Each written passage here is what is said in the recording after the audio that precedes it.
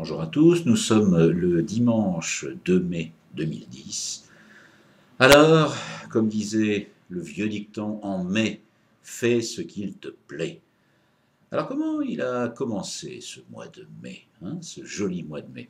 Eh bien, petite mobilisation syndicale en France pour les traditionnelles manifestations avec en toile de fond la question des retraites. Les retraites, on voit de plus en plus de jeunes s'intéresser aux retraites. C'est dire s'ils ont une mentalité de vieux. De toute façon, la vraie question des retraites, avec l'allongement de la vie active, concerne l'emploi. Plus d'emploi, plus de cotisation. Mais si personne n'en parle, c'est que l'importance n'est pas là et que mon raisonnement doit être primaire.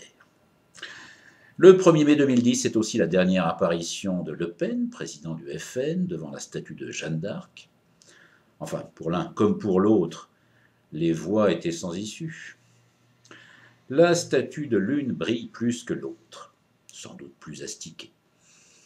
Le mois de mai démarre aussi avec une catastrophe, cette marée noire dont le seul point positif est qu'elle est loin de chez nous.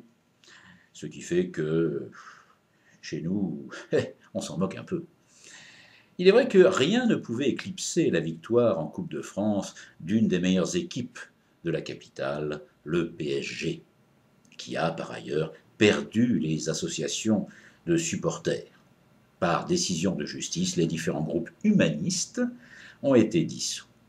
C'est vrai qu'après le décès d'un supporter cette saison, on ne pouvait pas attendre que les cons s'éliminent entre eux.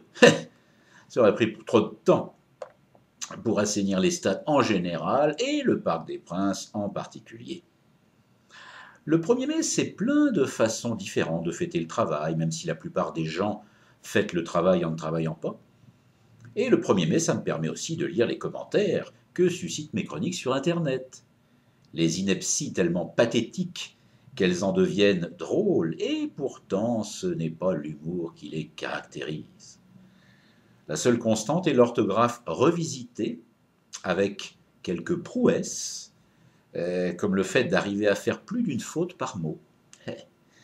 La forme ne doit pas éclipser le fond, mais elle reste symptomatique de la richesse de la pensée. C'est d'ailleurs pour ça que je prends les insultes de certaines personnes comme des compliments. On dit souvent qu'on ne peut pas rire de tout avec n'importe qui, mais qu'en est-il pour le raisonnement et l'ouverture d'esprit? Comme disait Chesterton, la vie est une chose trop importante pour être prise au sérieux.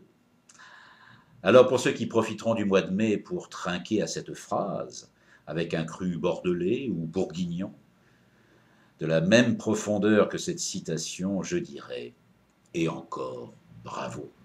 Et j'en profite aussi pour vous renvoyer sur le site humouretchanson.fr pour ceux qui n'auraient pas encore obtenu le fameux DVD. Thierry Rocher envoie la censure, il en reste.